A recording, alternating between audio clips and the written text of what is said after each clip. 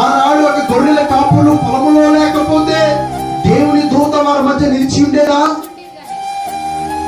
ఆనాడు గొర్రెల కాపులు పొలంలో ఉండకపోతే దేవుని మహిమ వారి మధ్య ప్రకాశింపజేసేదా? లేదే.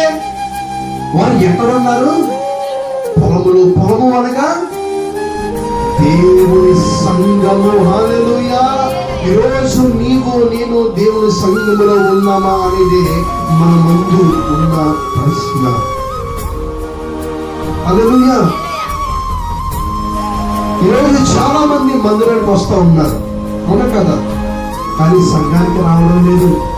ఇదేంటండి, మందిరం ఏంటి, సంఘం ఏంటి అని మీరు నన్ను అడగచ్చు. అవునా? అవునా?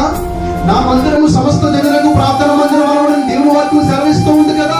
మరి మీరు కొంతమంది మందిరానికి వస్తున్నారు కానీ సంఘానికి రావట్లేదు అంటున్నారు ఏంటని మీరు నన్ను అడగచ్చు. మందిరం అంటే ఏంటో చెప్తాను, జాగ్రత్తగా వినండి. కొంతమంది మందిరానికి వెళ్తా ఉంటారు, ఎలాగో తెలుసా?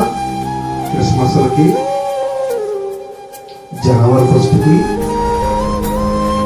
ఈస్టర్కి, మట్టలాదివారం నాడు సంఘంలో ఏమైనా భోజనాలు పెడితే లేదా ప్రభువాళ్ళు ఇచ్చినప్పుడు మందిరానికి వస్తారు.